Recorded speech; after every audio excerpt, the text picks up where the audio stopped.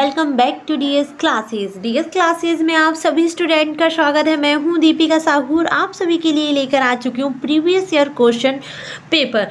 पूरा क्वेश्चन है, पूरा सॉल्विंग है, जो चाहिए वो ले सकते हैं। आप लोग बस वीडियो को एंड तक देखिएगा क्योंकि ये वीडियो आप सभी के लिए बहुत ज़्यादा इंपॉर्टेंट होने वाली है। आपका जो 8 तारीख का पेपर है, बहुत सारी चीज़ें हैं जो रिपीट होकर आती है, तो प्लीज़ इस वीडियो को स्किप करने का बिल्कुल मत सोचिएगा। बस स्टार्ट कर दीजिए, जल्दी से देखिए और जल्दी से अपने अच्छे मार्क्स गेट कर लीजिए, ठीक है। तो फर्स्ट है आप सभी का, read the following passage carefully and answer the question. सबसे पहले हम इस पैसेज को पढ़ लेते हैं बच्चों, फिर इसके आंसर भरते हैं, ठीक है। सबसे पहले, life is a struggle we live in deed and not in air. देखिए बच्चों, इसमें बताया गया है कि हम जो है, लाइफ जो है मतलब जिंदगी जो है एक संघर्ष है। हम किस में जीते हैं? हम कर्मों में जीते हैं, हम सालों में नहीं जीते। ये लाइन तो वैसे अच्छी है, कहीं भी आप लोग इस्तेमाल कर सकते हैं। तो थोड़े ध्यान से सुनिएगा, इंप्रेशन जहाँ करना है वहाँ हमें कुछ चीज़ें अपने आप से गेट करनी पड़ती। Life is a struggle we live in deed not in air. हम कहाँ जीते हैं? हम कर्मों में जीते हैं, हम सालों में नहीं जीते। If we are rest we rest. अगर हम रेस्ट करेंगे, अगर हम जो है हम आराम करेंगे, तो हम कैसे हो जाएंगे? आलसी हो जाएंगे और हम में क्या हो जाएगा? जंग लग जाएगी। रस्ट मतलब जंग लगना होता है। If we work we shine like a jewels. और अगर हम कठिन परिश्रम करेंगे, अगर हम कठिन परिश्रम करेंगे तो क्या होगे?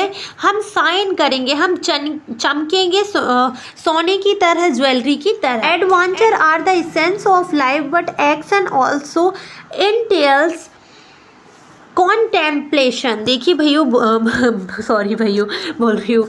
देखिए बच्चों, इसमें बताया गया है क्या? इसमें बोला गया है कि रोमांच, एडवेंचर मतलब होता है रोमांच, मतलब अलग अलग चीज़ें करना क्या है, हमारी ज़िंदगी का पार्ट है। रोमांच हमारी ज़िंदगी में आवश्यक है, लेकिन उतना ही ज़रूरी क्या है? एक्शन करना, मतलब कि कार्य करना भी उतना ही ज़रूरी है। Proper action needs the proper initiative. देखिए, पहल करना ज़िंदगी में उतना ही आवश्यक है जितना कि एडवेंचर करना।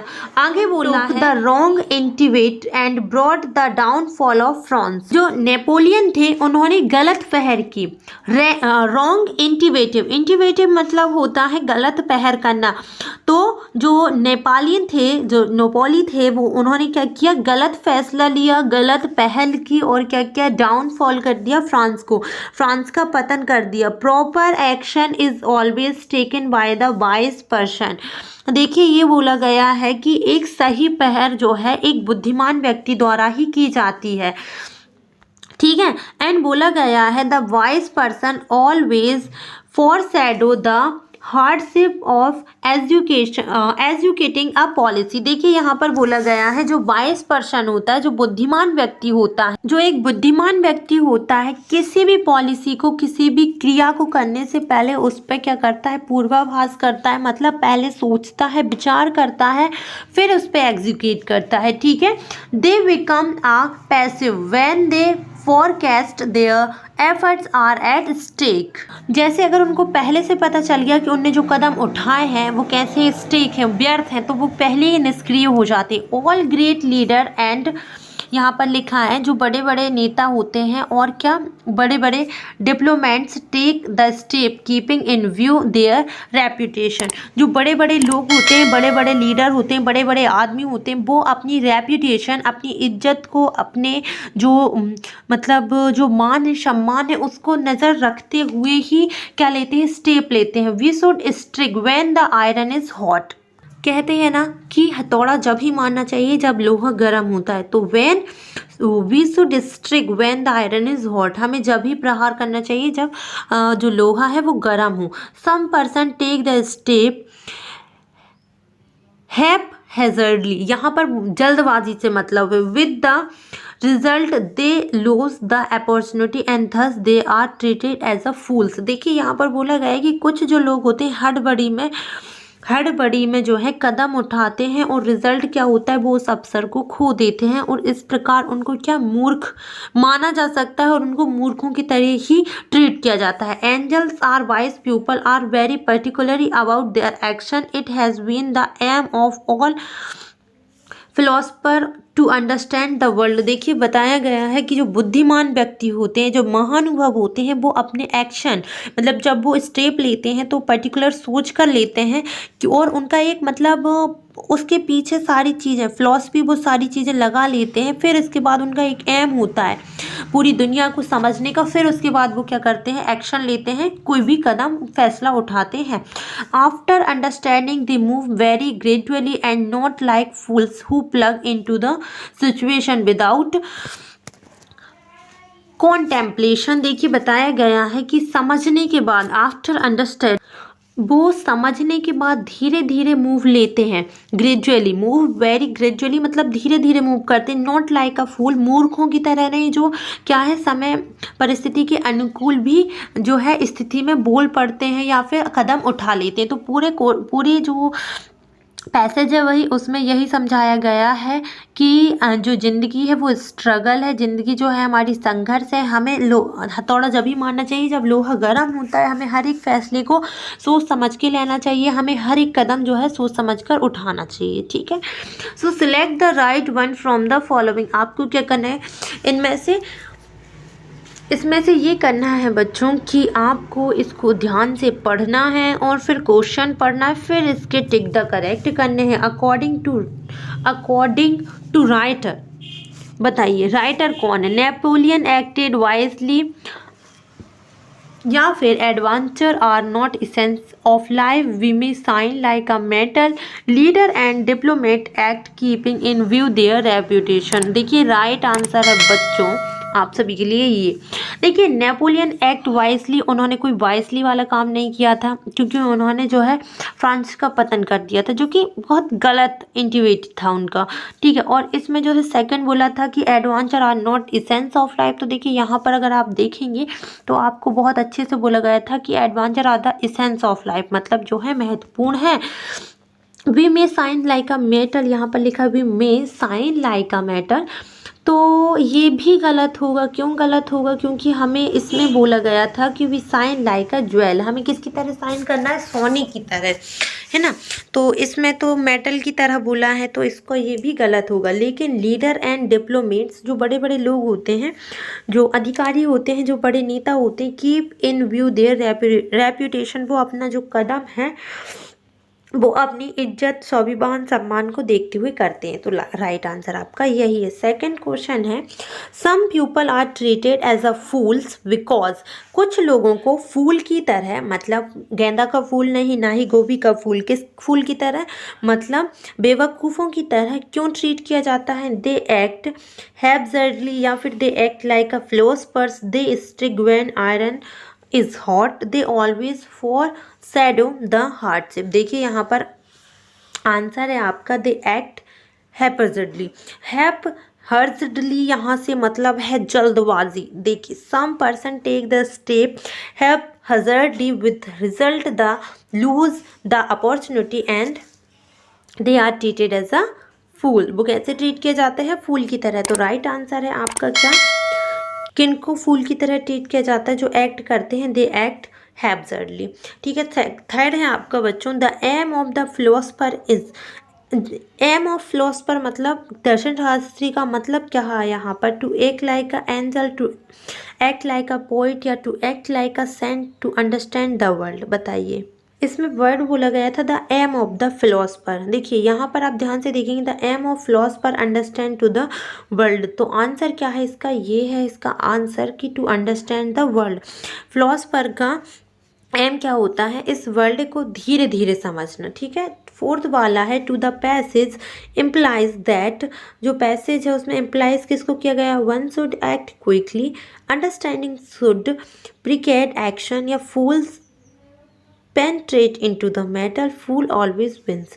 इस पैसेज में इम्प्लाइज किसे किया गया, पूरे पैसेज का है जो तात्पर्य क्या है, मतलब कि इस पूरे पैसेज का मतलब क्या हुआ। बताइए पूरे पैसेज का मतलब ये हुआ कि हमें कोई भी प्रिकेड एक्शन, मतलब आगे एक्शन लेने से पहले हमें पूरा समझ सोच लेना चाहिए।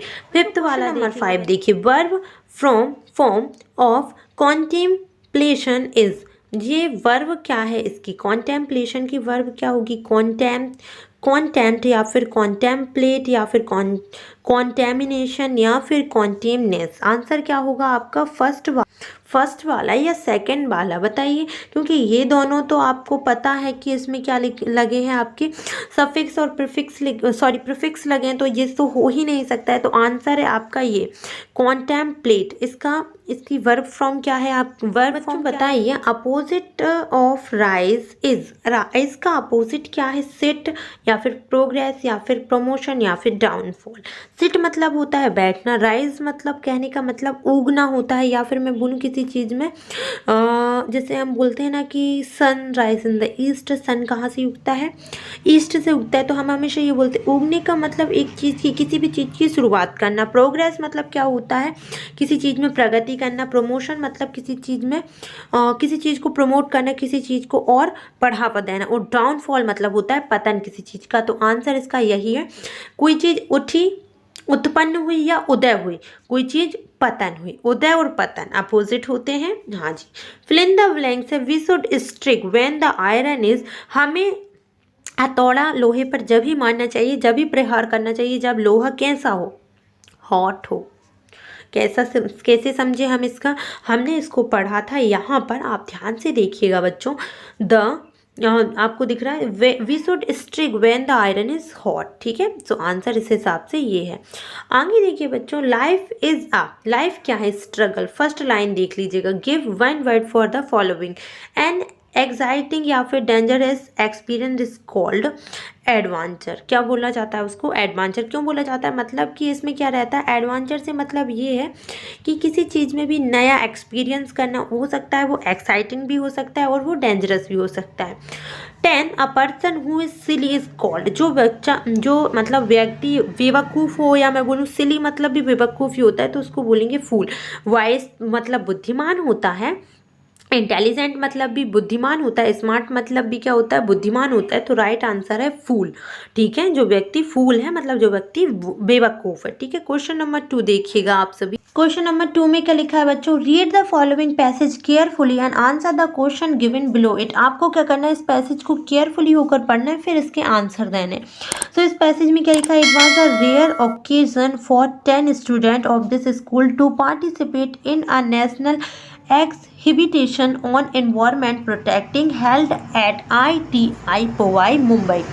अब आपको कि स्कूल में 10 छात्र ऐसे थे जिनको एक मतलब दुर्लभ चांस मिला, या कहने का मतलब ऐसा रेयर मौका जो कम लोगों को मिलता है, जो एग्जीबिशन ऑन एनवायरनमेंट प्रोटेक्टिंग मतलब पर्यावरण संरक्षण के ऊपर से वो क्या करना था? राष्ट्रीय प्रदर्शन करना था, जो कि कार्यक्रम हेल्ड था ITI पोवाई मुंबई में, ठीक है। इतना समझ आया? 10 बच्चे थे, इनको क्या था? राष्ट्रीय प्रदर्शन करना था। कहाँ? पर्यावरण संरक्षण के उपलक्ष्य में, जो कि ITI में पोवाई मुंबई में था। About 200 student from various part of India took part in it. देखिए बच्चों, इसमें बड़ी बात कही है ये कि कम से कम 200 से अधिक छात्र जो भारत के विभिन्न क्षेत्रों में से आए थे, इस many voluntary organise distinguished environmentalists also participate in it. देखिए यहाँ पर बोला गया है इसमें बहुत सारे मैनी वॉलंटरी ऑर्गेनाइजेशन, स्वयं सेवी संगठन जिनको बोलते हैं ना, जो उनका खुद का संगठन होता है, उन्होंने और प्रतिष्ठित डिस्टिंग्विश्ड मतलब होता है प्रतिष्ठित, जो पर्यावरण विदेशी थे, विदेशी से मतलब बाहर के नहीं, मतलब पर्यावरण विदेशी जो होते हैं मतलब जो पर्यावरण को संरक्षण देते हैं, वो उन्होंने भी इसमें भाग लिया था। The honourable chief minister of Maharashtra, जो महाराष्ट्र के जो चीफ मिनिस्टर थे, महाराष्ट्र के जो चीफ मिनिस्टर मतलब महाराष्ट्र के जो मुख्यमंत्री थे, क्या थे? Inaugurated the exhibition. इस मुकाबले में, या मैं बोलूँ इस बड़े फंक्शन में जो थे चीफ मिनिस्टर ऑफ महाराष्ट्र, वो इनवाइटेड थे, इनैग्रेटेड थे, जो महाराष्ट्र के चीफ मिनिस्टर थे, और उन्होंने क्या किया? इनका उद्घाटन किया। जो भी एग्जीबिशन थे, जो भी प्रदर्शनी थे, उनका सभी का उद्घाटन चीफ मिनिस्टर ने किया। The leading theme of exhibition were the protecting of our forest well, keeping our river and lake pollution free, the hazard of the air, sound pollution. देखिए यहाँ पर बताया गया है कि जो प्रदर्शनीय थे उन्होंने किसके लिए, मतलब कि पर्यावरण को संरक्षण देने के लिए, जंगलों को वेल्दी करने के लिए और नदियों को सुरक्षित करने के लिए, लेक में जो पॉल्यूशन हो रहा है, जो गंदगी हो रही है उससे सुरक्षित करने के लिए, जो हवाओं में इतना सारा हजर्ड हो रहा है, हजर्ड मतलब जो गंदगी हो रही है उससे सुरक्षित करने के लिए और साउंड पॉल्यूशन के लिए प्रदर्शन किया। देखिए यहाँ पर साउंड प्रदर्शन से मतलब क्या है आपका, साउंड पॉल्यूशन से मतलब ये है आपका कि ध्वनि प्रदूषण, इन सभी को। सो ये जो सभी थे वो जो प्रदर्शनी थे उनके मेन विषय थे। The biggest draw of the exhibition was the section of Himalayas. The exhibition of evoke spontaneous response among the local people specially the student. So सबसे बड़ा प्रदर्शनी अनुभाग क्या था, जो हिमालय था वो था। और यहाँ पर जो है जो एग्जीबिशन थे, जो मतलब प्रदर्शनी थे, उन्होंने क्या किया था, लोगों में और सबसे ज़्यादा स्पेशली जो बच्चे थे उसमें एक क्या, उन सभी के बीच एक सक्रिय स्पॉन्टेनियस मतलब कि एक सक्रियता फैलाने की कोशिश की थी। दैट्स इट, इतनी बात थी। अब इसमें आपको बच्चों नोट तैयार करना है, इस पे आपको इसमें पॉइंट बनाने हैं। इन पॉइंट लिख दे, make point on the above passage in point. आपको पॉइंट में इसके नोट बनाने हैं और टाइटल देना है। तो टाइटल इसका क्या रहेगा बताइए, इसका टाइटल क्या होना चाहिए बताइए, आंसर दीजिए मुझे पहले इस बात का। इसका आप बताइएगा, इसका जो नोट है मैं आगे पहले इसका जो टाइटल है मैं इसको बाद में बताऊंगी, पहले मैं इसके नोट लिखवाती हूँ। सबसे पहले इसका नोट क्या रहेगा, पॉइंट में देना है तो 1.1 बनाकर लिखिए आप। सबसे पहले क्या लिखेंगे, सबसे पहले आप 1.1 करके हेडिंग डालिएगा, नेशनल, यहाँ पर आप क्या लिखेंगे बच्चों, national exhibition on environment protecting, बस इतना लिखिएगा। फिर इसके बाद आपको पॉइंट बना के लिखना है, 1.1 बनाकर लिख दीजिए। पॉइंट में आप क्या लिखेंगे, the leading them themes of the exhibition were the protecting of our forest wealth. Second लिखेंगे आप कीपिंग अवर रिवर्स। थर्ड लिखेंगे आप लेक पॉल्यूशन फ्री। फोर्थ लिखेंगे आप द हजर्ड ऑफ एयर। 5 लिखेंगे साउंड पॉल्यूशन। ये सारे जो थे आपके नेशनल एग्जीबिशन के जो इन्वायरमेंट पर से थे, अनुभाग था, सबसे मेन विषय उन सभी के यही थे। सो ये हो गया थर्ड पॉइंट। आप सेकेंड पॉइंट में 2.1 में आप लिख सकते हैं, 2.1 में आप लिख सकते हैं कि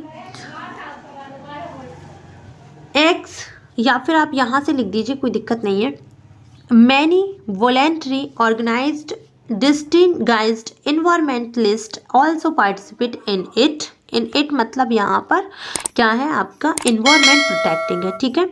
सो इतने पॉइंट आप लिख सकते हैं। और यहाँ से भी आप पॉइंट में लिख सकते हैं 3.1 करके कि the exhibition evoked a spontaneous response among the local people specially the student. मैं समझ रही हूँ आप लोग चाह रहे हैं कि मैं लिख कर दूँ, अगर आप चाह रहे हैं तो आप मुझे कमेंट में बताइएगा, मैं आपको लाइक पॉइंट वाइज जैसे 2.1, 2.3, 3.1 ऐसे करके मैं सारे अलग से दे दूँगी, सबका स्पेशल हेडिंग भी बता दूँगी, क्योंकि इसके अंदर था तो थोड़ा इन शॉर्ट में बताना पड़ेगा, आप लोग भी समझ रहे हैं। जैसे आप 1 पॉइंट का लिख रहे हैं तो एक अलग से हेडिंग डालिए, फिर आप उसके पॉइंट लिखिए। फिर आप 2 पॉइंट डाल रहे हैं तो फिर पहले पॉइंट लिखिए, फिर उसके पहले आप हेडिंग लिखिए, फिर उसके पॉइंट लिखिए। फिर तीसरा डाल रहे हैं तो पहले हेडिंग लिखिए, फिर उसके पॉइंट लिखिए, ठीक है। बस इतना काम करना है आप सभी को।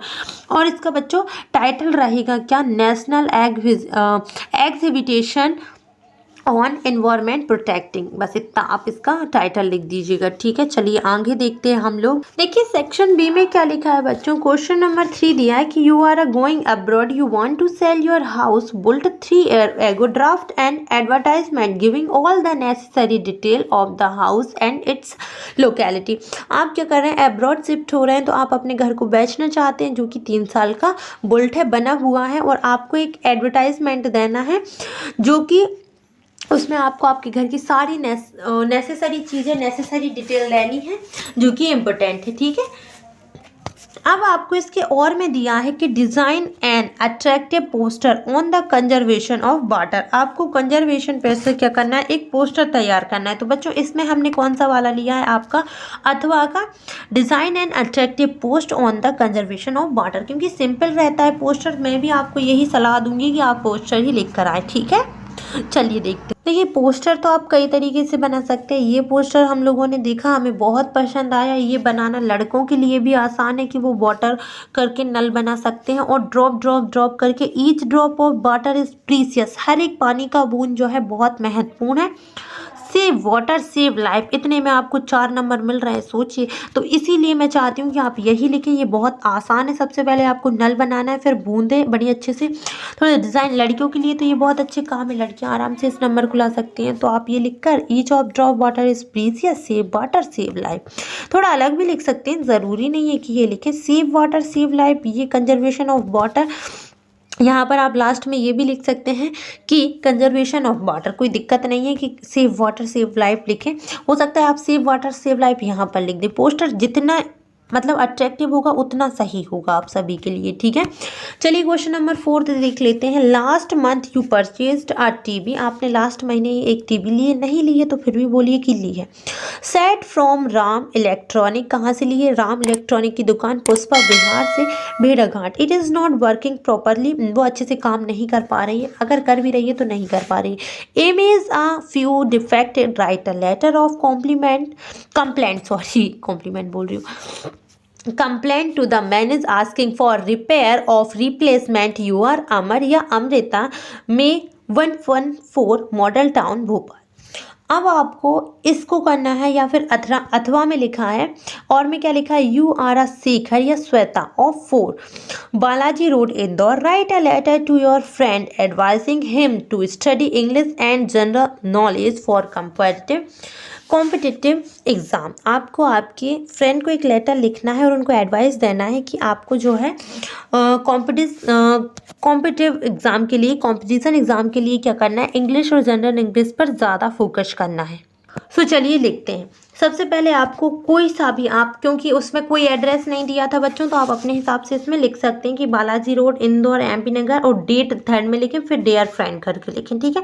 फिर आपको क्या लिखना है? आपको बॉडी ऑफ लेटर लिखना है। तो आप कैसे लिखेंगे? सबसे पहले आप लिखेंगे क्या कि मैं यहाँ पर बहुत अच्छा हूँ। I hope you are doing well, मुझे पता है कि आप जो है अच्छा कर रहे हैं। इसके पहले आप ये भी लिख सकते हैं कि I hope you are well there, ठीक है, ऐसा भी लिख सकते हैं। फिर आप बोलेंगे कि you are doing well and I receive your letter, मुझे आपका लेटर प्राप्त हुआ। इन योर लेटर, आपके लेटर में you have asked me to advice about your future plan, और आपके लेटर में आप ये बोल रहे थे कि आप मुझे कुछ गाइड करिए,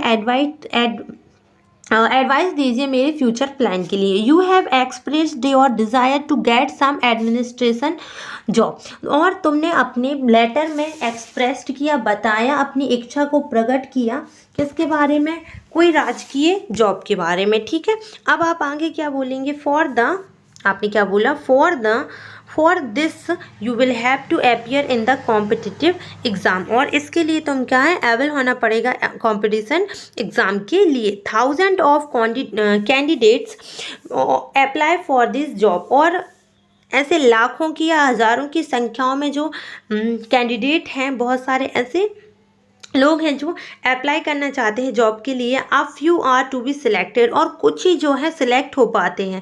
सो these exam are very tough, और ये एग्ज़ाम जो होते हैं वेरी टफ होते हैं, मतलब कि बहुत कठिन होते हैं। I advise to give you full attention on the study of English and general knowledge, और मैं तुम्हें एडवाइस करूँगा कि तुम अपनी फुल अटेंशन इंग्लिश और जनरल नॉलेज को दो। वो these are very essential to crack any competition exam, और ये दोनों ही बहुत इंपॉर्टेंट है किसी भी एक कॉम्पिटिशन एग्ज़ाम को क्रैक करने के लिए। आई hope you have understood my point, मैं आशा करता हूँ तुम मेरी बातों को, मेरे पॉइंटों को समझे होगे। I shall also help you as far as possible, जितना हो सके मैं तुम्हारी उतनी मदद करने की कोशिश करूँगा। यहीं से my best regard to your parent, मेरे बहुत अच्छा रिगार्ड तुम्हारे पिताजी को, मतलब आदर प्रणाम पैर लगू वाला। और योर ट्रूली शेखर श्वेता, अब तुम्हें शेखर लिखना है शेखर लिखो, श्वेता लिखना है श्वेता लिखो, कोई दिक्कत नहीं है। तुम्हारा सच्चा मित्र, परम मित्र कौन? शेखर या श्वेता, ठीक है। चलिए आगे का क्वेश्चन देख लेते हैं बच्चों। जो क्वेश्चन नंबर 5 में दिया है आपको, एक एक्सीडेंट, फायर एक्सीडेंट पर एक न्यूज़ रिपोर्टर, मतलब न्यूज़ में एक आपको क्या लिखना है? आपको ये सारी इन्फॉर्मेशन दी है और आपको क्या करना है? एक रिपोर्ट तैयार करना है 200 वर्ड्स की, और ये सारे जो हैं आपको दिए गए हैं कि होल इन गर्लफ्रेंड बाय फ्लेम, सारी चीज़ें जल गई थी और बहुत सारी चीज़ें दी है इसमें। और आपको इसके अथवे में क्या लिखना है बच्चों, right an article in about 200 word on the importance of games and sports. इसके अथवे में बच्चों आप सभी को दिया है importance of games and sports पर एक आपको क्या लिखना है, आर्टिकल लिखना है। तो बहुत आसान है आर्टिकल लिखना, तो हमने यही लिया है। अगर आपको ये देखना है तो आप मुझे कमेंट सेक्शन में इन्फॉर्म कर सकते हैं, ठीक है। तो जैसे लिखा है कि games are necessary part of education. जो गेम्स हैं वो जो एजुकेशन है मतलब अध्ययन है उसका बहुत महत्वपूर्ण पार्ट है। Just a book from part of education, games and sports also form part of education. देखिए बताया है कि जिस तरीके से बुक किताबें एजुकेशन का एक महत्वपूर्ण हिस्सा है, उसी तरह गेम एंड स्पोर्ट्स भी हमारे एजुकेशन का, हमारे अध्ययन का एक महत्वपूर्ण हिस्सा है, ठीक है। फिर आगे बोलना है books enlighten the mind, games refresh the body. जो बुक है वो हमारे माइंड को विकासशील बनाती है बच्चों, और जो हमारे गेम होते हैं, जो खेल कूद होते हैं, वो क्या करते हैं, हमारी बॉडी को रिफ्रेश करते हैं, मतलब हमारी बॉडी को ताजगी देते हैं। In a word book and games are complementary to each other. Complementary मतलब जैसे एक दूसरे को जो है एक तरीके से सपोर्ट देते हैं। अगर हम बुक ना पढ़ें तो हमारा माइंड कमज़ोर हो जाएगा, और अगर हम गेम ना खेलें तो क्या होगा, हमारी बॉडी कमज़ोर हो जाएगी। तो दोनों एक दूसरे के लिए कॉम्प्लीमेंट्री है ना। For student both are essential. देखिए मतलब स्टूडेंट के लिए, किसी भी विद्यार्थी के लिए दोनों जो हैं बहुत महत्वपूर्ण। Axes of either can be harmful. ये कहने का मतलब ये है कि ये दोनों ही बहुत ज़रूरी। अगर आपने एक की एक्सरसाइज की या एक पर ही ध्यान दिया, जैसे आप पढ़ाई कर रहे हैं तो ये भी आपके लिए नुकसानदायक हो सकता है, और आप खेल रहे हैं तो ये भी आपके लिए नुकसानदायक हो सकता है। There is an old saying a healthy mind live in a healthy body. देखो पुराने बुजुर्गों द्वारा बोला गया है कि एक हेल्दी माइंड कहाँ रहता है, मतलब एक स्वस्थ दिमाग जो है कहाँ रहता है, एक स्वस्थ बॉडी में। मतलब बहुत आराम से आप कह सकते हैं कि हेल्दी माइंड कहाँ निवास करता है, आपके स्वस्थ जो शरीर है उसमें। It simply means that both games and book are necessary. इसका सिंपल या साधारण अर्थ क्या निकलता है बच्चों, कि पढ़ाई और किताबें दोनों हमारे लिए बहुत ज़्यादा ज़रूरी है। Good health is absolutely necessary for a person. एक अच्छा स्वास्थ्य एक व्यक्ति के लिए महत्वपूर्ण होगा, बहुत ज़रूरी होगा। If a person is always इनग्रोस्ड in book. अगर कोई व्यक्ति, अगर कोई इंसान हमेशा बुक में ही इनग्रोस्ड होगा, घुसा रहेगा, वहीं में रहेगा, तो क्या होगा, he is bounded to be dull and listless. वो धीरे धीरे करके कैसा हो जाएगा, डल होता जाएगा, भद्दा होता जाएगा, और कैसा होता जाएगा, लिसनलेस, मतलब वो फिर किसी की नहीं सुनेगा। All work and no play make Jack a dull boy.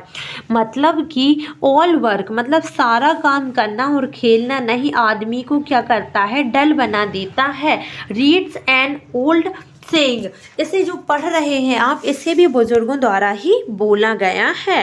Life is without charm if one is not healthy and games and sports go a long way in a keeping my man healthy and fit. देखिए बताया गया है कि जिस तरीके से life में बिना चमक के जो है अधूरी है, is one of is not healthy, तो उसी तरीके से अगर हम हेल्दी नहीं रहेंगे तो वो क्या है, हमारे जो शरीर के लिए वो हानिकारक होगा। एंड गेम्स और sports go a long way in a keeping a man healthy and fit. और जो है हेल्दी बनाए रखने के लिए कौन सपोर्टिव है, एक तो गेम और एक स्पोर्ट्स। ये दोनों चीज़ें जो हैं हमारे शरीर को स्वस्थ और फिट बनाने के लिए, तंदुरुस्त बनाने के लिए दोनों ही शक्तिशाली साबित होगी और स्वस्थ साबित होगी। Games are compulsory in a school.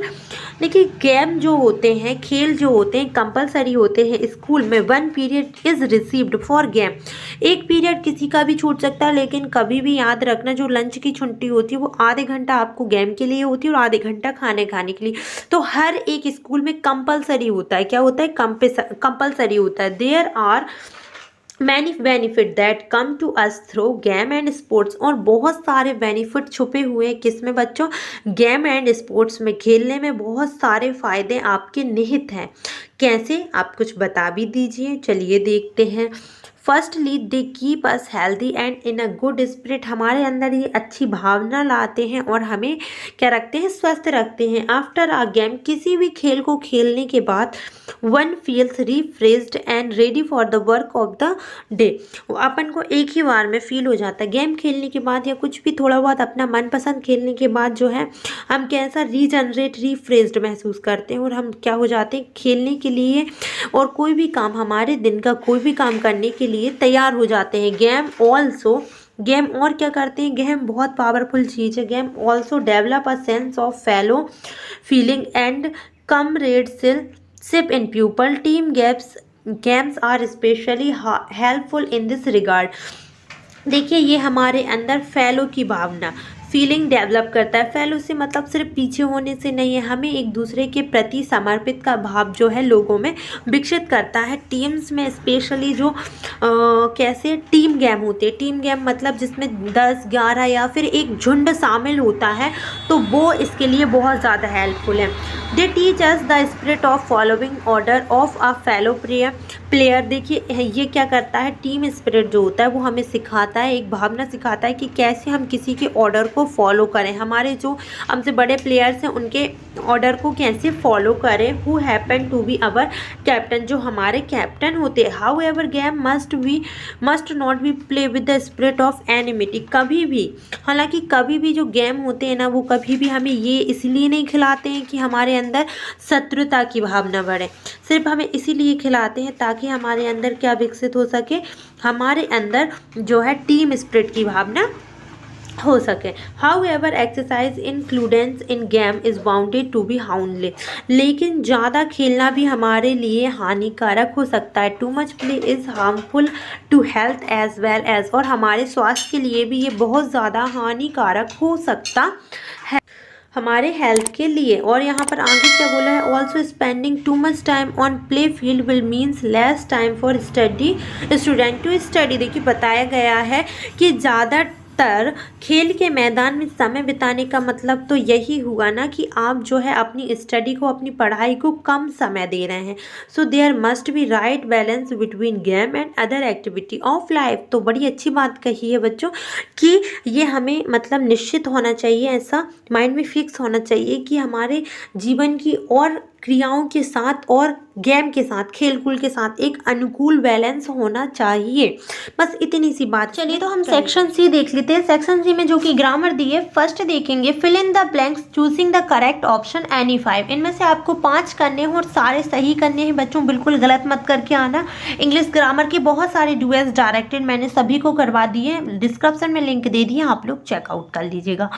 तो फर्स्ट लिखा हुआ है I have seen blank lot of place, मैं बहुत सारे जो है प्लेसेस देख चुकी हूँ। तो अब यहाँ पर क्या आना चाहिए, ऑल, ए, एन या फिर द, बताइए यहाँ पर क्या आना चाहिए। यहाँ पर आप फर्स्ट देखिए, यहाँ पर जस्ट इसके बाद क्या है लिखा है, क्या लॉट। लॉट को हम कैसे पढ़ते हैं, एल को क्या प्रोनाउंसिएशन करते हैं, ला। तो ला क्या हिंदी वोवेल है, नहीं है, तो इस हिसाब से यहाँ पर क्या आना चाहिए, ए। तो आंसर आएगा आपका ए, ठीक है। सेकंड है आपका आई प्रेफर टी, फिर आपको लिखा है कॉफ़ी। मैं जो है मैं टी की जगह कॉफ़ी को ज़्यादा प्रेफर करता हूँ। तो जब भी प्रेफर की बात आती है हमेशा टू आता है, क्या आता है, टू। तो आप यहाँ पर क्या लिखिए, टू लिखिएगा, ठीक है। थर्ड देखिएगा बच्चों, mango are being bought by या फिर वाइंग या फिर बाय। देखिए यहाँ पर आप लोग देख रहे होंगे बाइट तो बिल्कुल ही गलत है क्योंकि बॉट आता है, लेकिन इसमें विंग लिखा है। जब भी आपको विंग दिखे तो विंग के बाद हमेशा मेन वर्ब की थर्ड फॉर्म आती है, तो आप यहाँ पर बॉट लिख दीजिए, इसका राइट आंसर वॉट होगा, ठीक है। क्वेश्चन नंबर आगे देखते हैं हम, फोर्थ वाला। आनंद इज MA इन इंग्लिश, आनंद है उसने क्या कर रखी है, एम ए कर रखी है इंग्लिश में। अब आप बताइए यहाँ पर ए आएगा, एन आएगा या द आएगा या नो आर्टिकल आएगा। देखिए यहाँ एम ए लिखा है तो अपन सबसे पहले कोई विशेष तो चीज़ दी नहीं है तो द तो कैंसिल हो गया। ए आएगा या एन, सबसे पहले हम एम को प्रोनाउंसिएशन करके देख लेते हैं भाई। एम का प्रोनाउंसिएशन होता है एम। तो क्या एम आपका हिंदी वॉवेल में आता है? आ से लेकर आह तक कहीं आपको ए दिखता है? बताइए दिखता है कि नहीं? हाँ दिखता है, ये आता है तो यहाँ पर एन आएगा। अगर यहाँ पर ए प्रोनाउंसिएशन नहीं होता तो ए आता। राइट आंसर है आपका एन। ठीक है, फिफ्थ वाला देखिएगा, have you complain against us, तो मच, मैनी या फिर सम या फिर एनी, क्या आना चाहिए बच्चों? यहाँ पर आना चाहिए एनी। क्या आना चाहिए? एनी, क्योंकि यहाँ पर आपको इंटरोगेटिव सेंटेंस दिख रहा है। सम आपको सिंपल या मैं बोलूँ क्या आपको अफर्मेटिव सेंटेंस में आता है सम आपका, और मैनी जो है आपका किस में आता है? कोई कंप्लेंट्स जैसे लिखा है ब्लैंक के जस्ट बाद वाला अगर शब्द कैसा होना चाहिए? जस्ट बाद वाला शब्द अगर काउंटेबल है और प्लूरल है तो मैनी आता है, तो ये काउंटेबल नहीं है। और मच तो यहाँ पर आएगा नहीं। क्यों नहीं आएगा? क्योंकि इसमें क्वांटिटी तो बता ही नहीं रहे हैं, क्वांटिटी वाली कोई चीज़ ही नहीं हो रही, इसीलिए यहाँ पर एनी आएगा। ठीक है, अब आप कौन सा देखिए, 6 देखिए, ही इज़ पुअर ऑनेस्ट, वो क्या है? गरीब है, लेकिन कैसा है? ईमानदार है। तो एंड या बट या और या फिर नॉट, देखिए आप कैसे बोलेंगे? He is poor and honest, वो गरीब है और क्या है? क्या है? ईमानदार है। ये तो बिल्कुल नहीं जमा। हाँ, अगर यहाँ रिच होता कि वह अमीर है और फिर वो क्या है? ईमानदार है, तो ये जम जाता, लेकिन एंड नहीं आएगा। हमने बोला लेकिन, और लेकिन को इंग्लिश में बोलते हैं बट, तो यहाँ पर क्या आना चाहिए बच्चों? बट। ठीक है, सिक्स्थ वाला देखिएगा आप सभी, सॉरी सेवेंथ वाला देखिएगा, सिक्स्थ वाला भी हुआ है। We blank follow the rule of the traffic, हमें क्या करना चाहिए? ट्रैफिक के सारे नियमों का पालन करना चाहिए। तो करना चाहिए जो चीज़ मस्ट है, देखिए मुंह से भी मस्ट ही निकल रहा है, जो चीज़ बहुत ज़्यादा इंपॉर्टेंट है और आपको करना ही चाहिए तो हमेशा मस्ट आता है। ठीक है, क्वेश्चन नंबर 7 देखते हैं बच्चों, डू एज डायरेक्टेड, एनी 5 करना है। फर्स्ट लिखा है the boy is my cousin, the boy is wearing a red shirt, rewrite the pair of sentence using who, आपको इसमें हु करना है। देखिए आपको द बॉय में कोई कॉमन चीज दिख रही है, मतलब इसमें भी कॉमन द बॉय है और इसमें भी कॉमन द बॉय है, तो क्यों ना इस कॉमन को ही हम आगे लिख लेते हैं। चलिए देखते हैं कैसे करेंगे। तो हम इसको कैसे बनाएंगे? सबसे पहले हम इस कॉमन चीज को पहले लिखेंगे, मतलब हम क्या लिखेंगे? कुछ नहीं करेंगे बच्चों, ये द बॉय है इसको पहले लिखकर यहाँ हु लिख देंगे। जहाँ मैंने ब्लैक किया है वहाँ आप हु लिख दीजिए। कैसे? जैसे मैंने लिखा है the boy who is wearing a red shirt, ये पूरा वैसे का। अब ये द बॉय को अपन ने कॉमन लिख लिया तो अब इसको लिखने की जरूरत नहीं है। अब हम इज से लिखेंगे कि इज माई कजन, जो लड़का लाल शर्ट पहने हुए है वो मेरा कजन है ना, तो हम इस टाइप से कर लेंगे। सेकंड देखिएगा, his brother is very studious, he really find time for a entertainment, उसका भाई जो है बहुत पढ़ाकू है, उसके पास कम टाइम होता है किसके लिए? इंटरटेनमेंट के लिए, मतलब मजे के लिए। ठीक है, तो यूजिंग सो दैट, अपन को किसका यूज़ करना है? सो दैट का। सो हम क्या करेंगे? इस वेरी की जगह पर सो यूज़ करेंगे, इस वेरी की जगह पे हम सो यूज़ करेंगे, और दोनों सेंटेंस को जोड़ने के लिए हम दैट यूज़ कर लेंगे। ठीक है, तो ये कुछ इस तरीके से बन जाएगा कि his brother is so studious that he really finds time for entertainment। ठीक है, थर्ड वाला देखना बच्चों, her, pen, put, ink, some, she, in, इसको रीअरेंज द वर्ड क्या करना है आपको? Rearrange the word to make a meaningful sentence. क्या करना है? इसको मीनिंगफुल सेंटेंस बनाना है। तो आपको पता होना चाहिए कि सब्जेक्ट, फिर हेल्पिंग वर्ब, फिर ऑब्जेक्ट। मैन वर्ब कहाँ गई? मैन वर्ब आप लोग बोलते नहीं हैं यार। देखिए आपको क्या करना है, इस सेंटेंस को नॉर्मल करना है। जहाँ सब्जेक्ट है सबसे पहले उसको लिखेंगे। तो सब्जेक्ट आपको दिख रहा है क्या है? सी है, तो हमने सबसे पहले क्या लिखा? सी लिखा। अब आप इसको देख रहे हैं, इसमें कहीं हेल्पिंग वर्ब दिख रही नहीं है, मतलब ये प्रेजेंट इंडेफिनिट टेंस है, पास्ट इंडेफिनिट टेंस है, तो हम यहाँ पर पुट लिख लेंगे, सी पुट। अब हम यहाँ लिखेंगे क्या? सम, पहले हम लिखेंगे क्या? सम, फिर लिखेंगे क्या? इंक, लिखेंगे क्या? इंक, फिर लिखेंगे इन हर पेन। ये सम इंक क्या है? ऑब्जेक्ट है, और इन हर पेन क्या है? अदर वर्ड्स है। तो सी पुट सम इंक इन हर पेन। ठीक है, अब क्वेश्चन नंबर आप देखिएगा कौन सा? 4 बच्चों, फोर्थ क्वेश्चन में क्या लिखा है, Neha said I want to open this bag. Neha ने कहा मैं इस बैग को खोलना चाहूंगी। तो चेंज इनटू इनडायरेक्ट स्पीच, इसको इनडायरेक्ट स्पीच में चेंज करना है। तो नेहा ने कहा, तो हम सबसे पहले क्या लिखेंगे, नेहा सेड। तो लिखा है नेहा सैड, दैट लिखना पड़ता है क्योंकि अगर यहाँ पर नहीं भी लिखा तो भी लिखना पड़ता है। दोनों सेंटेंस को जोड़ने के लिए हमें दैट का यूज़ करना पड़ता है। तो हमने क्या लिखा, Neha said that she wanted. मैंने इस आई को सी क्यों लिखा, क्योंकि जो आई होता है ना वो किसके अकॉर्डिंग चेंज होता है, फर्स्ट पर्सन रहता है। तो जो आपका जो सेकंड है, मतलब फर्स्ट सेंटेंस में जो सब्जेक्ट है उसके अकॉर्डिंग। तो नेहा किसी लड़की का नाम है, इसीलिए हमने यहाँ सी लिखा। और ये वांट लिखा है तो ये कौन से, ये प्रेजेंट इंडेफिनिट में, तो ये पास्ट इंडेफिनिट में चला जाएगा। तो ये हो जाएगा wanted to open that bag, this का दैट हो जाता है। ठीक है, आगे समझ। फिफ्थ वाला देखते हैं, as soon as the boys साw the principal they become silent. जैसे ही लड़कों ने प्रिंसिपल को देखा वो साइलेंट हो गए, चुप हो गए। अब इसको बनाइए क्या आप, नो सूनर देन करके।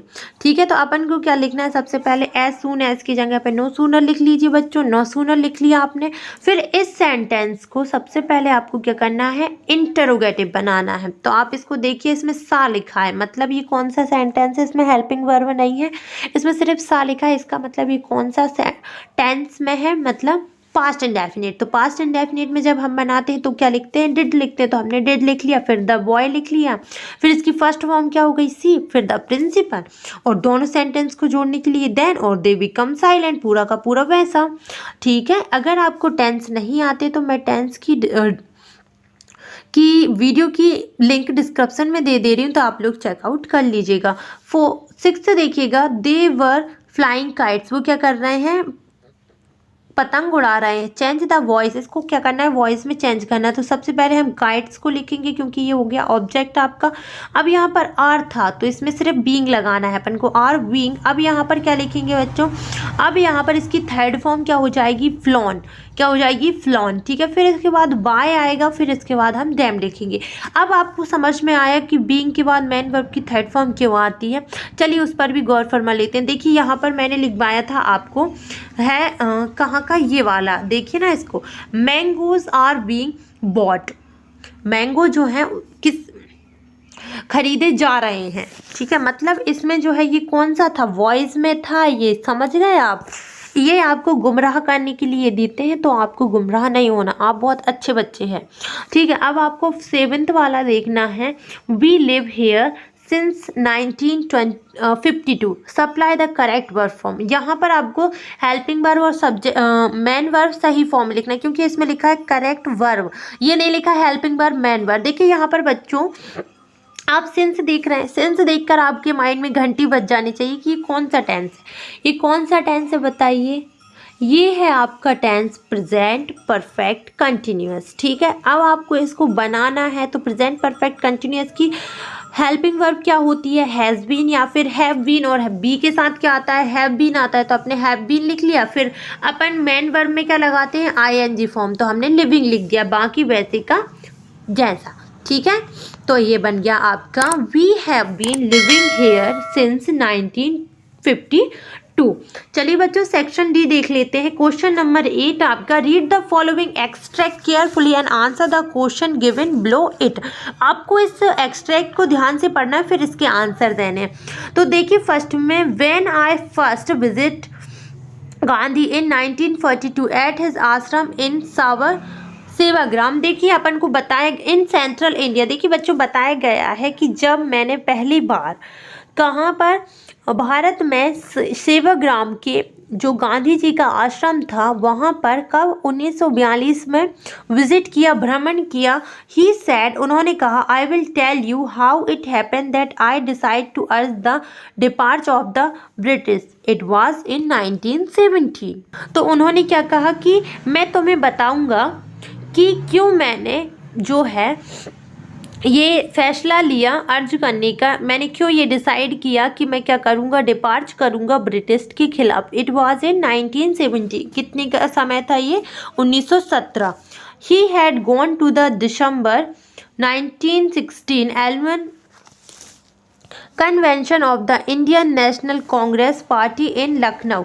वो कहाँ गए थे दिसंबर में 1916 में? कहाँ चले गए थे वो गए थे आपके एनुअल फंक्शन हो रहा था, एनुअल कन्वेंशन हो रहा था इंडियन नेशनल कांग्रेस का। ठीक है, कहाँ पर? लखनऊ रहा था, लखनऊ में। ठीक है, there were 2301 delegated and many visitors. वहाँ पर कितने? 2301 माननीय मतलब गणमान्य लोग बैठे थे और बहुत सारे विजिटर बैठे थे। During the proceeding Gandhi recounted a peasant came up to me looking like any other peasant in India। देखिए गांधी जो हैं कैसे आए थे और उसी कार्रवाई के दौरान उन्होंने बताया कि एक पीजेंट मेरे पास आया, एक किसान मेरे पास आया भारत के और किसानों जैसे पुअर एंड एमेकिटेड एंड सैड, बहुत ही मतलब गरीब और क्षीण लग रहा था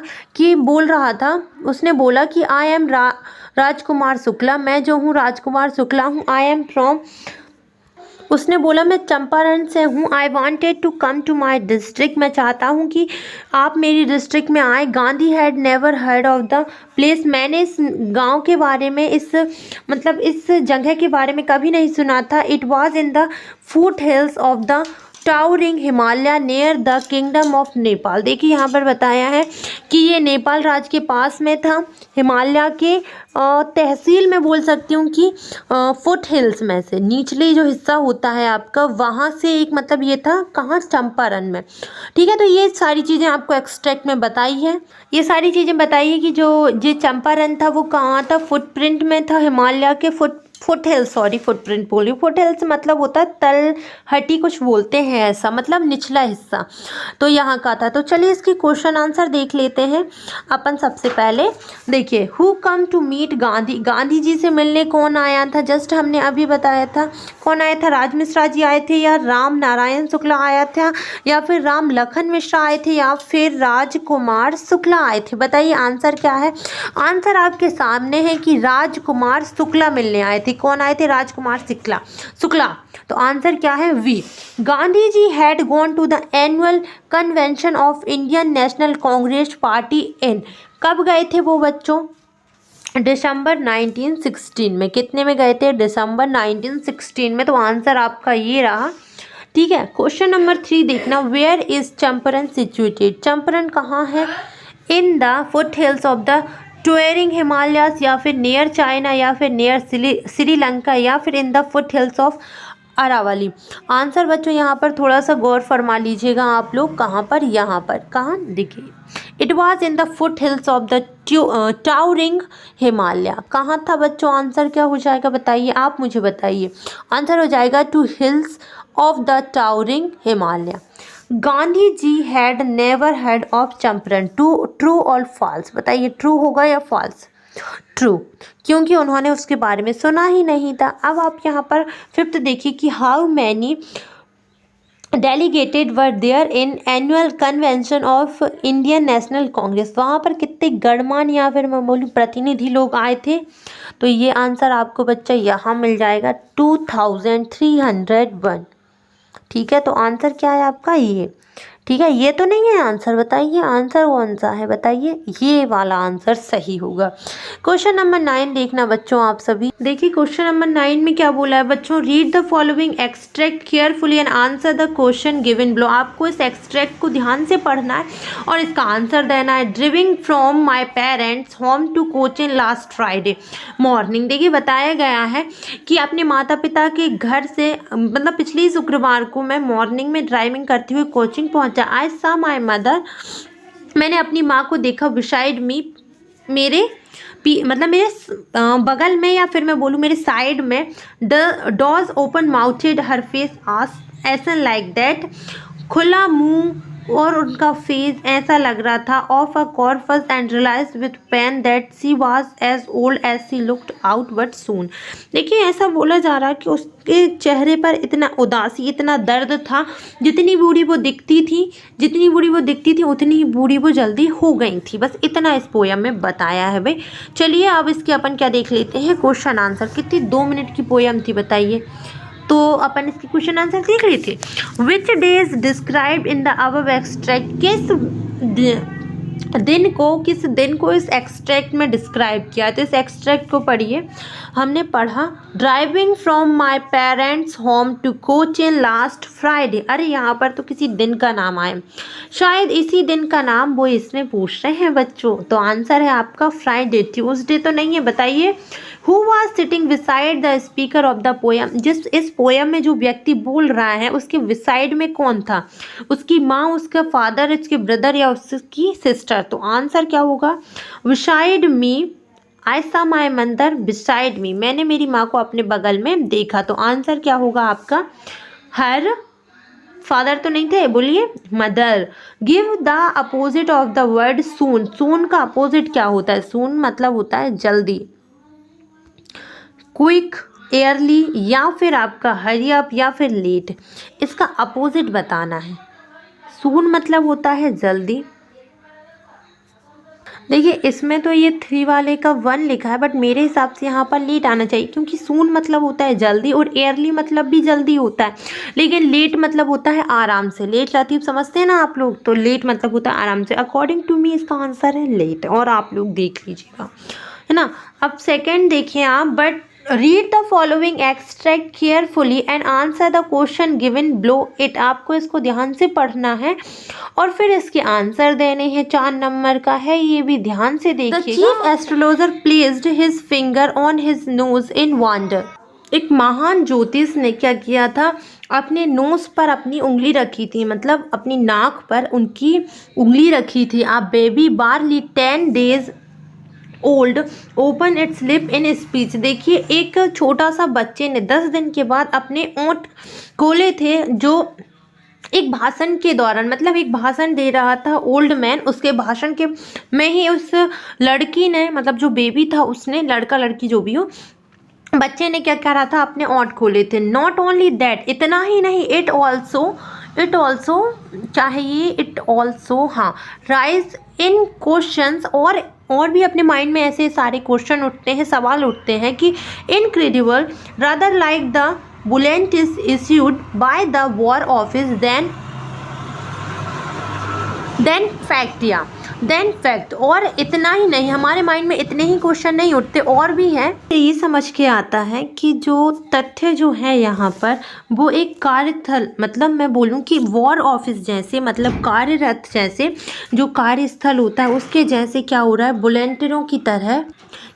अब यहाँ पर बोल रहा है, मुझे तो अभी तक कुछ नहीं समझ में आया क्योंकि मैंने ये लेसन कंप्लीट नहीं करवाया था। द चीफ एस्ट्रोलॉजर टूक his finger of his nose and fixed his eyes upon the little princess. देखिए उसने क्या किया, अब जो महान ज्योतिष थे उनने अपनी नोज से अपनी उंगली को मतलब ऑफ कर दिया, उतार दिया, और क्या किया, अपनी आँखों को और अपनी नज़रों को किस पर मतलब टिका लिया, मतलब रख लिया। कहने का मतलब आँखें निकाल के तो रखेंगे नहीं, अपनी नज़रों को जैसे अपन एक टुक देखते हैं ना, उसी टाइप से अपने मतलब एक राजकुमार था छोटा सा, उसकी तरफ घुमा लिया। The princess was born in the hour of the bull. तो जो राजकुमार था उसका जन्म कब हुआ था, बुल के समय। और the bull and the tiger are enemies. जो बुल होता है मतलब जो बैल होता है, और जो टाइगर होता है बाघ, ये दोनों एक दूसरे के क्या होते हैं, शत्रु होते हैं। Therefore death come from the tiger he explain. और उन्होंने बताया कि इसीलिए उन्होंने ये बताया कि जो डेथ है, जो मृत्यु है, वो बाघ से होती है। उन्होंने बस ये समझाया। हालांकि ये सब मेरे ऊपर से गया कि सबसे पहले जो ज्योतिष थे उनने अपनी उंगली नाक पे रखी, फिर जो बेबी था उसका जन्म हुआ, और जो ओल्ड वुमेन मतलब ओल्ड मैन था उसने जो भाषण दिए, तो 10 दिन में उसके भाषण में मुंह खोला। नॉट ओनली दैट, और भी बहुत सारी इनक्रेडिबल चीज़ें हुई जो मेरे मतलब वह कहानी से बाहर ही था, समझ नहीं आया कि क्या था।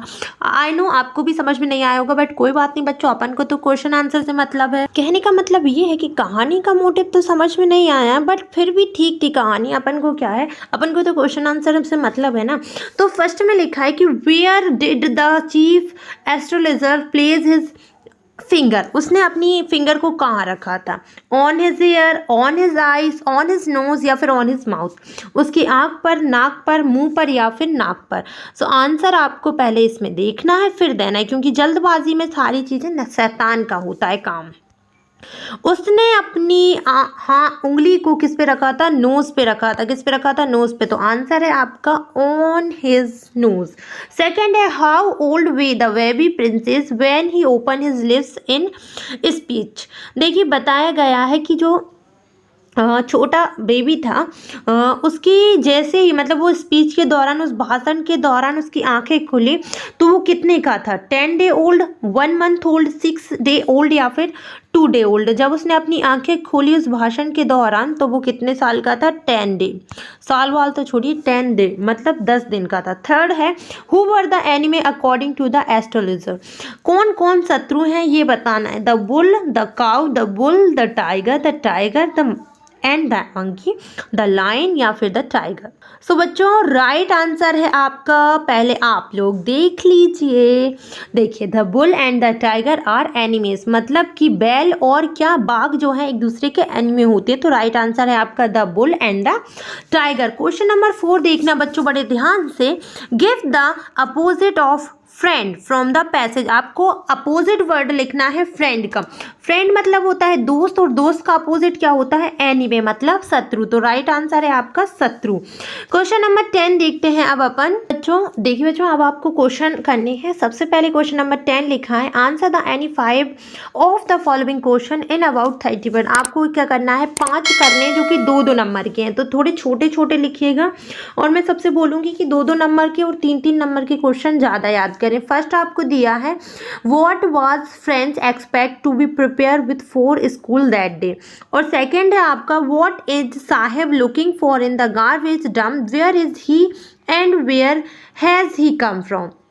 थर्ड है आपका, what was Douglas determined to get over his fear of water? Fourth है आपका, what made the peddler think that he had indeed fallen into a rutter? यहाँ पर फिफ्थ है बच्चों, list the palace that Gandhi ji visit between his first meeting the with Shukla and his arrived at Champaran.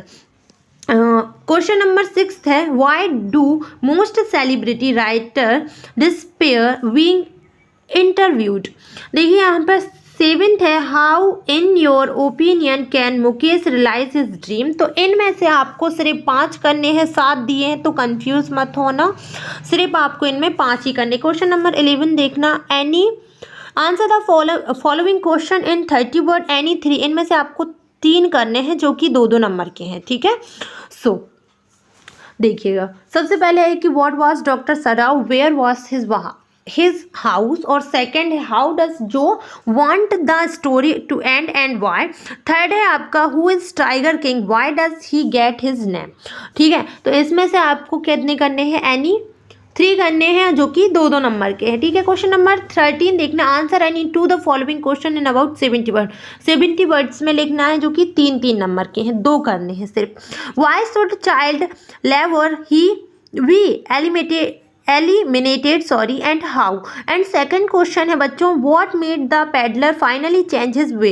Third है, how does ECO find the time to write so much? तो देखिए इसमें आपको सिर्फ 2 करने हैं, तो ज़्यादा टाइम वेस्ट मत करना। क्वेश्चन नंबर 14 देखना, answer the following question 75 but सिर्फ 1 करना है आपको। सो आप कोई सा भी कर सकते हैं बच्चों। देखना आप जो क्वेश्चन आंसर याद कर रहे हैं उनमें से 3-3 और 2-2 नंबर वाले ही करें, ज़्यादा बड़े बड़े क्वेश्चन ना करें, क्योंकि कोई मतलब नहीं, क्योंकि 3 और 2 नंबर के तो क्वेश्चन ही आने हैं। What do you think is colour of sour cream? या what do you think the poet has used expression to describe the classroom walls? और इसमें अगर और में है तो क्या है, Why is grandeur associated with the might dead? और देखिए एक तो आप सेंट्रल आइडिया कर लीजिएगा क्योंकि वो ही आएगा। Why is Antarctica the place to go to understand the earth present, past and future? And और में दिया है कि Who is Mr. Lamb? Why does Daddy get into his garden? ये देखिए 3 नंबर का, ये भी 3 नंबर का, ये 6 नंबर का है, तो इसमें 2 करने हैं। तो सारे आपको 3-3 नंबर के और 2-2 नंबर के क्वेश्चन आएंगे। तो मैं आपसे रिक्वेस्ट करूंगी कि छोटे से छोटे क्वेश्चन आंसर करिए ताकि आपके नंबर ना कटे और जल्दी आपको याद हो जाए। बड़े बड़े करने का कोई मतलब नहीं है, तो प्लीज़। और अगर आपको इन क्वेश्चन के आंसर चाहिए है तो प्लीज़ मुझे कमेंट सेक्शन में इन्फॉर्म कर दीजिएगा, मैं जल्दी से जल्दी वीडियो बनाने की कोशिश करूँगी। मैं आशा करती हूँ कि आप सभी का जो 8 फरवरी का पेपर है वो बहुत अच्छा जाए। प्लीज़ कमेंट में मुझे बताइएगा कि वीडियो आप सभी को कैसी लगी, और वीडियो को लाइक कर दीजिएगा ताकि वीडियो हमें पसंद, आपको पसंद आई हो ये हमें पता चल सके। और अगर आप ऐसी वीडियो देखना चाहते हैं तो हमारे चैनल को सब्सक्राइब कर लीजिएगा।